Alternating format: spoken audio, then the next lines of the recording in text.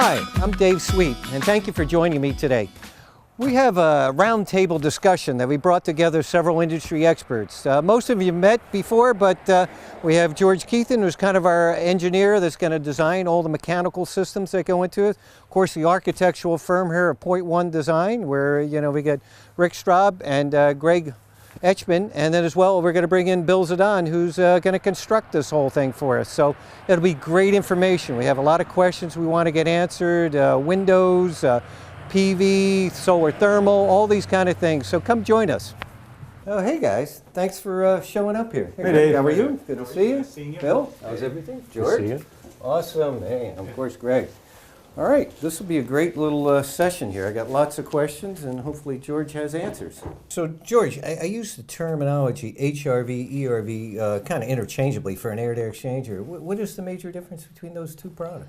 So, HRV, a heat recovery ventilator, and an ERV, an energy recovery ventilator, really have a difference of humidity, where the humidity is located. So in an HRV, we take the indoor temperature and we keep it indoors, and the outdoor temperature we keep it outdoors, but we exchange the humidity inside to outside. On an ERV, or energy recovery ventilator, we keep the humidity and temperature on the inside, and we keep the humidity and temperature on the outside, and we don't exchange them back and forth. Oh, okay.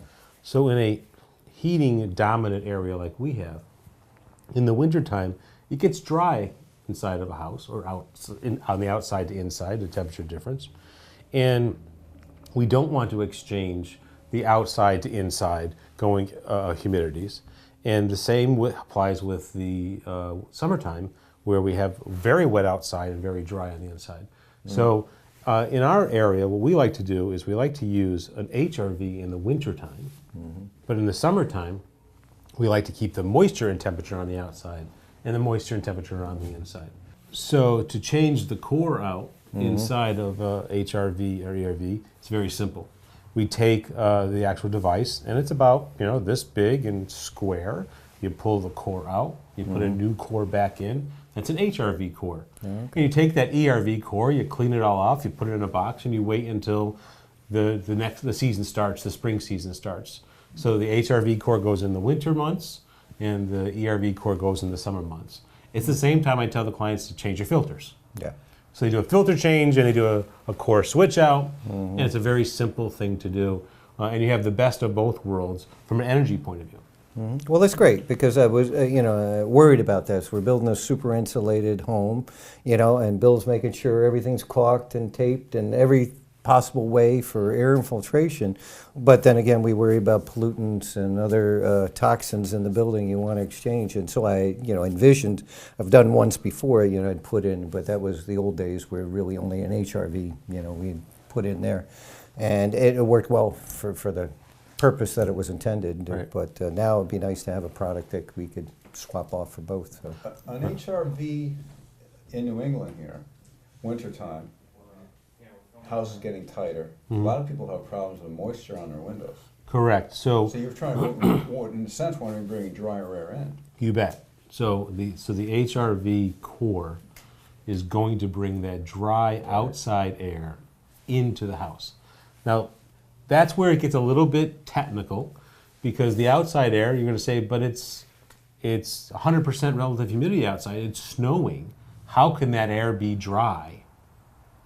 Right? It doesn't seem to make sense. Really what happens is it's called grains of moisture in the air. So you have only a few grains of moisture in cold air can hold. Right. Okay? So it's 100% saturated, but it's just a few grains. When the air warms up, it's still the same few grains, but you could add a lot more grains into that warmer air before it gets 100% saturated. Well, what happens is, inside of a house, even with the best windows, especially around the bottoms and the corners, that is an outside temperature, or fairly close. It may be 45 degrees or 40 degrees or 30 degrees. And the window on the inside is very cold. And it can't handle the grains of moisture. So the dew points happen. So it hits that dew point, and the windows start to condense. So if we take in more outside air with less grains of moisture, and we mix it with the inside air with lots of grains of moisture, it reduces the total grains by averaging. Right. So we use an HRV to take in very dry air and to dehumidify the house in the wintertime. And that amazes many people, that in New England, you don't need a humidifier. We actually need to dehumidify a very tight house in New I England. think that concept comes from 100 years ago. There's a fireplace going. I mean, just everything is becoming so dry. You know, Correct. Inside a home. And even, homes that are not built energy Right. tight, with the infiltration and energy, those homes leak an enormous amount of air. And what they're doing is they're leaking so much air, so many grains of small grains of moisture in, that the house starts to dry out and it becomes super dry. So we have plenty of homes that are brand new construction that weren't built tight. Those houses dry. And what do? You put a central humidifier in, and you pump gallons of water into the system, into the house, to try to raise the amount of moisture, because the outside air is what dries the inside air. Better way to do it is what it comes down to, is technique and other things, and hopefully not have to worry about that on here. You cannot have a humidifier in a tight house. It is well, you could. You're just never going to use it. It's a waste of money. Right? You need to dehumidify it. Well, and we don't want to use electricity to dehumidify it. We want to use the outside air, which is dry, to dehumidify. Yeah, that's perfect. My house built in the 40s, I mean, I stopped doing it, but I used to have a small humidifier that I bought, and I would just put water in that all the time. I couldn't keep that thing full. Right. And my nose would still feel dry. Right, and you couldn't get it up to speed. Right. In my house, which is a zero energy house, is the first year I heard of all this, and I said, well, that's interesting. I actually put a humidifier in. I've never turned it on. And I found that my house got too humid, and I was well above 50% in my house in the middle of the wintertime. And I had to crank up my air exchanger.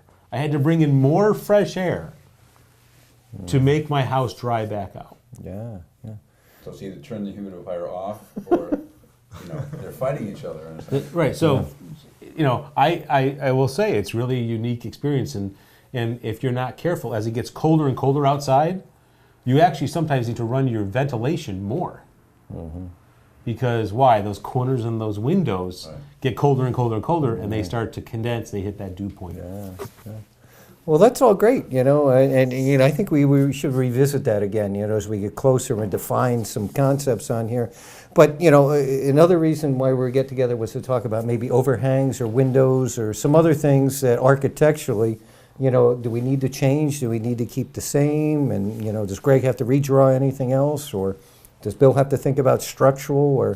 So what other things do we have on here, George? Well, we could talk a little bit about how the structural side of things on the solar and the panels. In this example here, both solar thermal and solar PV, those will be mounted to your roof system. And as Bill was talking about, it's what's called a cold roof. Basically, he has an insulation on top of his roof that he'll be using some very long screws to attach to the roof system.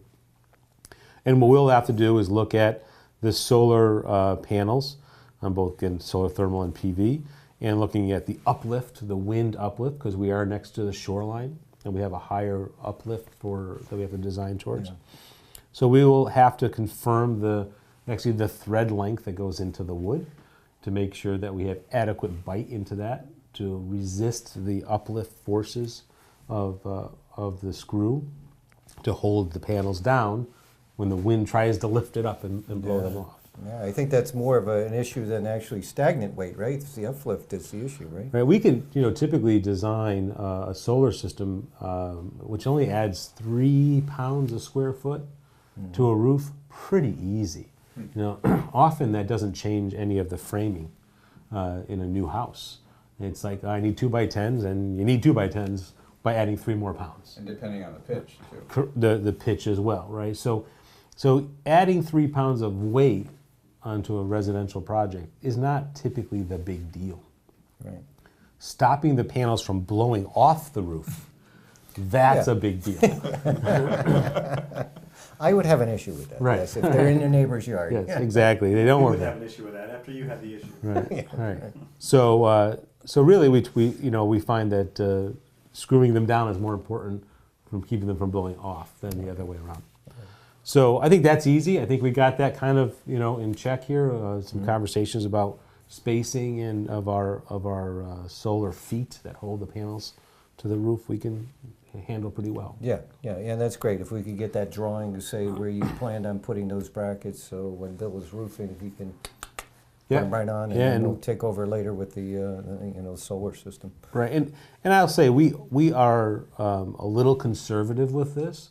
So if we feel that they need to be 32 on center because 48 on center is just making it, we go 32 on center.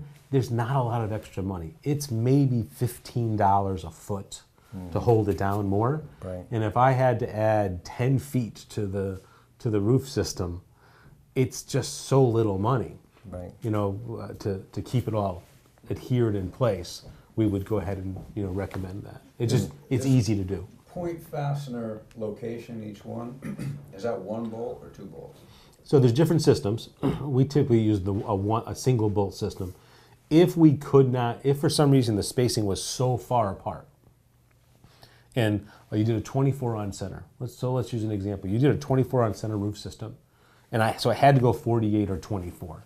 Right. Right. I may go with the 48, and if we were right on the coastline and we had 110 mile an hour wind requirement, right, the highest numbers around here, I might do a double on the 48, then going every 24, because I would literally double the number of feet, right? So, but the pull-out strength in a Douglas fir, at 250 pounds an inch of thread, if I put two of them next to it, I got 500 pounds per inch, and they're spaced, 3 inches apart or so at that point. So there's enough beef in that wood to hold it from ripping up out of it. And So- actually, the beauty of doing it into a new roof system, on an old house, an existing house, if you're putting that fastening bolt in, you're probably in old T&G wood and a rafter, there's no adhesive there. But when you have an I-joist with, say, 5/8 plywood on it and adhesive, nothing's gonna split. I mean, it's That's gonna be correct. solid. Now we do have to watch when we hit those I-joists, there's that flange on there. Right. That flange is not as thick in penetration. Where the rabbit is. Right. So we have to watch when we're hitting that to make sure we take that in consideration versus a piece of traditional solid lumber. Right. All right. So it's all works in there, and that's how we start looking at our spacing criteria. But again, my feeling is put in a couple extra feet. It doesn't add very much money to the job at all, and boy, does it give you a lot of resistance on uplift. Yeah. Well, why don't you just quickly talk about the windows and the overhang, and going to a triple pane or not, and payback. We kind of said that in the beginning before we filmed, and just kind of maybe re-summarize that. Sure. What you said, that, all right? Yeah, because I was trying to get architectural details that they needed to adjust or change, and so if you could Right. kind of summarize that. And I'll do that from an energy perspective. Yeah, perfect. And throw in the architecture piece of it. So the other thing we want to talk about is windows and overhangs. Now in New England here, we're in a heating dominant area of the country. So the sun is a good thing for us to help actually passively heat our house. And in this case, you have an architecture that has so many windows with so much glazing of area on the south side of the house. Of course, and I only think about the south side. I know you have them on the north, but it doesn't help me from an energy point of view. Right. And the solar gain that we're getting from those windows, we've thrown into our modeling calculation. So we then started playing a wee bit with adding and changing overhangs and the like. And what we found out was that the amount of energy saved with your architecture by getting either more sun or less overhang really did not work itself out to being beneficial to change the architecture. I mean, we really believe, a beautiful home is as important as an energy efficient home.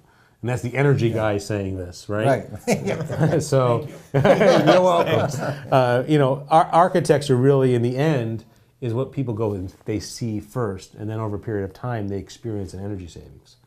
But in our case here, the house has to be beautiful, it has to be the way you want it to look.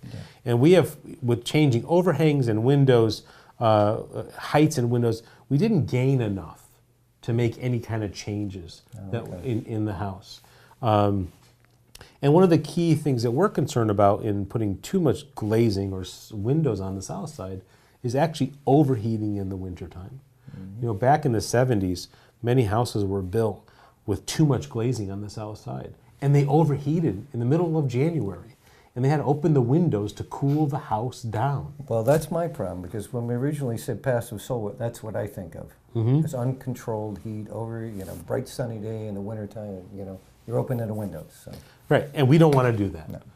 We want you to live this house as a normal, everyday home. And not have to say, do I have to open the windows, it's so hot in here?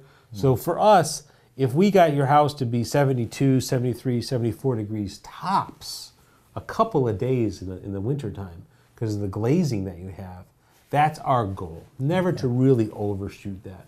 We always wanted to contribute to the heating of your house, not be the heating of your house. Is there any formula, percentage you like for coverage in the back? Or? Yeah, so it is dependent on where you're located and the angle of the sun, because it changes everywhere throughout the country. But what we like to do, and we've found these to be about the right numbers, is about 7% of glazing area to floor area. And that basically translates to, if you had a 1,000 square foot house, we'd want about 70 square feet of window on the south side. Oh, okay. If we went to 10% window on the south side, we would actually get too much solar heat gain on a hot sun, on a cold sunny day. And now we may get to 76 or 78 degrees inside the house. So it's that balance of, you know, let's put all the systems together and let's not overheat the house. Now, if we have a good overhang, we're not going to worry about the summertime, Right. because that's going to keep the sun out of the house. But we are absolutely concerned about too much glazing inside of the house in the winter. So 7% is the number that we use. Yep. And we try to then stick to the sides, the east and west. We typically try to get to about the 2 or 3% glazing. And we do that because the sun that sets in the afternoon in the summertime is almost impossible to shade. We can't have overhangs unless you have a porch there.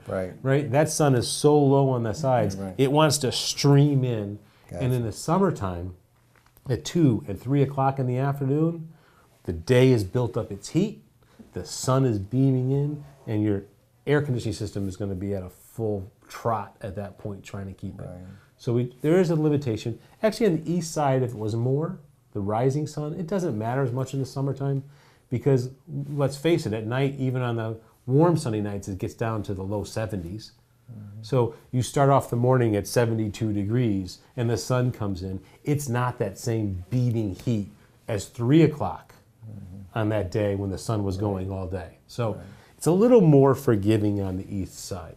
But again, I really have to say, architecture rules.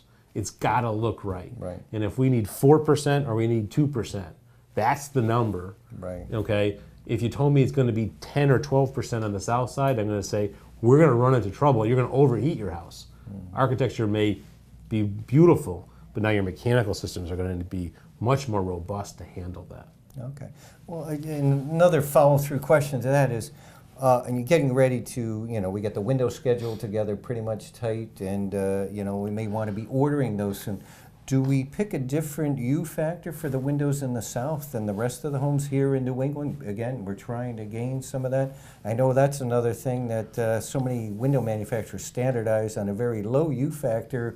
Well, that's only part of it, right? Isn't it the... Right. So we have two components in every window. We have a solar heat gain coefficient, which is the amount of sun that actually from the outside radiates into the house.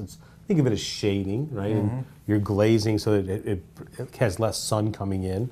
And then we have the thermal part of it, or the U value, which is the inverse of R, but you know, you can call it either way. Yep. Window manufacturers call it the U value, but I often say it's an R3, just so people can understand, because everybody looks at their insulation walls, right? So you could change your window glazing so that it has a lower U value, which is a higher R. And you can go from a glazing of 0.3 to to a glazing of 0.2 by going to a triple pane, even 0.15. And those windows are very energy efficient. But how much area do we have? We just said maybe 7% of the whole square foot area. So it's not as big of an area. So yes, you gain a lot of U value benefit, but your area may not be that big. And now what are you paying for the premium? So we actually modeled it, and we certainly see that there's a savings in your U value, with U value for your energy, but boy, the payback is tough. Here, in this point, the payback is going to be tough to justify it. I love the triple pane windows. They're super quiet. Right? You put a triple pane window in, it cuts down the noise. So, you know, if we're closer to a street, gosh, you may want to consider it. It's going to give you a noise benefit as well as a solar and thermal. I think a double pane window, a good quality double pane window, themselves are very heavy. They do have some limitations on too many people sell because they are so heavy. So you can't get a triple pane always window have a payback in the same places as you can get so a double pane window. Sometimes the size is just not available. You can't a window move the that's a darn thing. 0.3 window or so 0.28 in your window. home for U value, and a window that actually lets more sun in, which is a higher solar heat gain coefficient, is a benefit in the northern climates. On the south side. On the south side. Okay, that's the clarity. So, Right, yeah, I but may order different windows for south versus the. But it doesn't matter on the north, Okay. because the solar heat gain coefficient isn't going to change that U value. Okay. And because the sun's not coming in, I actually like a clearer window on the north side. It actually represents the outdoors more.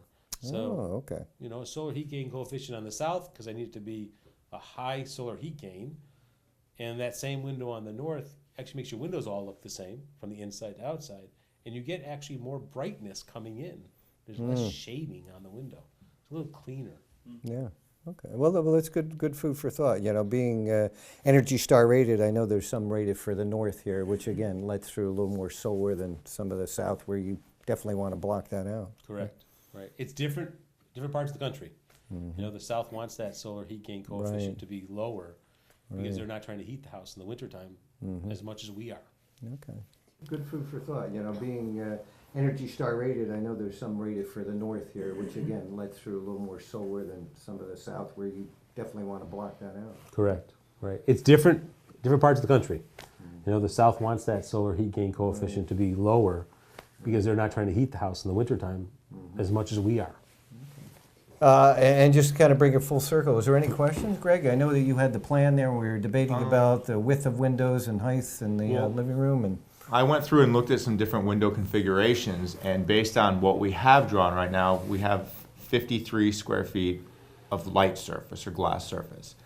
If you change that up, you might get to 56, 55, you know, but does it change the architecture? Yeah, it does. It changes it quite a bit. right. Because you start adding in mullions to divide the windows, you have more frame for the glass, so it does change that look. Okay. All right. Well, it was good. You know, it was just a takeaway from our meeting doing the siting there was, hey, try to get as much. And so I said, oh, we can maximize. Well, Greg has already done that, or, you know, working with Rick, that they maximize really pretty much the size of the window we can use in that space. So if we go to that, then we got to add units or smaller. And like I said, it looks nice perfectly on the back. Did a great job with that aesthetic and the way we have a big center pane open and view, and yet we still have some operable ones for ventilation and other things. Well, thanks for joining us. Today was a great roundtable discussion. We covered a lot of different topics related to the HERS rating and you know, which direction we should go on here. Again, unique venue. We'll be doing this more often, and we'll bring in industry experts like we have right here to talk about things as we progress. Hey, if you experience or you have a job going on and you want to impart some of that information, we'd love to hear from you. Please send us some information to you know, our Green Building Comfort blog, and you know, we're glad to hear and maybe spotlight some information on there. So again, stay tuned, and we'll be doing this again in the near future. Thanks again.